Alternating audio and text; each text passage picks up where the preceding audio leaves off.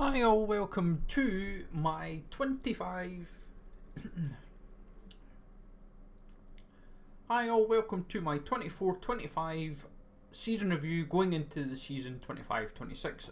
Obviously, for me, 24-25 is probably my most successful season ever in Sorare in terms of like the cash one, cards one, essence, etc. And also finally being able to win on Sorare officially and get a couple of a podium as well, and top 5 and top 10. So it's been nice. And obviously I've tried to do this video like 5 or 6 times, but it waffles on for 15-20 minutes. But basically 24-25 season, I thought wrap up nicely going into this season coming. But basically we have been able to get a steady flow of cards brought in at rare and super rare because of no card entry. We've won two cards from Super Rare, so we've got Tarek Scott and we won a Thierry Nevers, which we got rid of.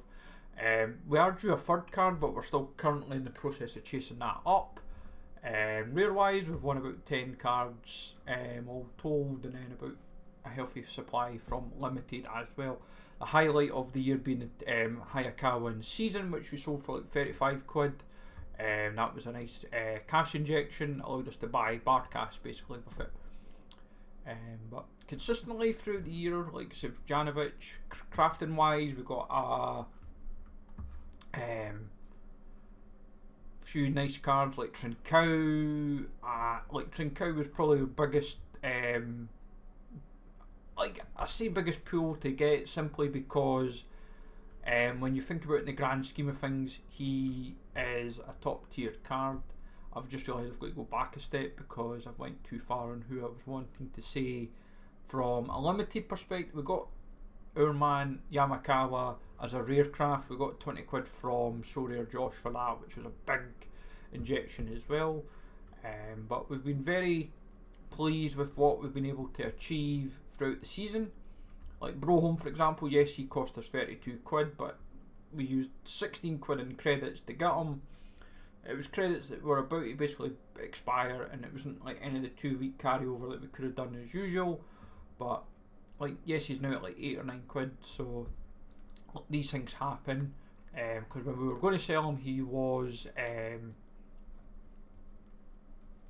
still getting us profit. It was going to be like 25-30 quid, but nonetheless, can't knock it. But like, most of the cards that we've won, we've tried to keep if we know we're going to be using them. But then cards that we've been crafting, like Nakano's just been nice having his in season. Like Shuto is lovely. It's like having when we had Araki, knowing that we have Nakano and Araki defensively has just been class. Big difference. And like Trincao was lovely when we crafted him. Bazunu at the time was nice because it gave us another big in season under 23 keeper, and it's more handy for this season if he's definitely going to be getting game time. But all told, in terms of like cash and credits, there's nearly 400 quid we've made this year, which is a very hearty return if I'm brutally honest. A lot of the credits have been spent and the returns have been spent on bringing players back in and being able to bring in like the likes of Pope. Nato is brutal now knowing that he's injured because that was what he was super cheap at the time. We were delayed, and that's what we've tried to consistently do is say to ourselves, right, when we've looked at like the J1 Sakura stuff, we used the credits for that, used a lot at the start of the season. For the 24-25 season we used a lot for the MLS, like Hanes, Iba Boy, basically the MLS lads. We had like 50 quid worth of credits at the time,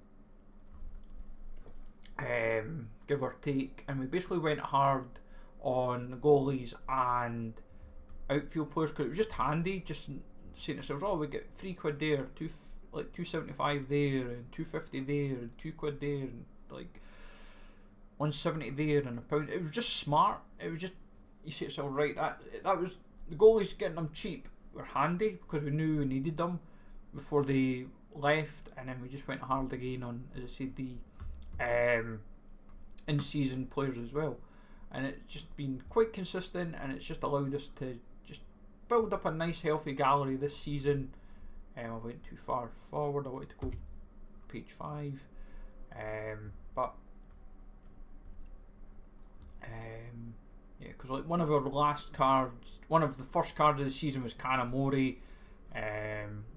But Lukaku was an early big win for us, and it's just been one of those seasons where we're like, right, we've been really happy with what we've been able to achieve, and it's just a case of, right, play smart for next season, because at the moment we're just still going to do Champ for limited, Champ Europe for limited and maybe the rare, All-Star and under 23s, but all in all, I'm happy with how things are going. I've just got to be smart now, I suppose, on tidying up the gallery, who stays, who goes, all that kind of good stuff, and ensure we're doing what we're doing. So basically this 400 card gallery is going to get thinned down pretty quickly. Same for rares. Saying that, I think MLS I can still kind of do for now, classic wise, so it's not so bad limited and rare, so I'll see what I can do. And as I said, I'd like to keep quite a lot of like the collections in piece, like Hibs. I'm happy to use those guys for just in season, as for classic All-Star or Arena, because they'll be a massive injection at their current ratings. And I also know, because of like the XP that we've got, like I will use as much as I can at limited and rare toward these guys, especially the under 23s, I think, and like players like the Hibs lads, so that they're getting a use.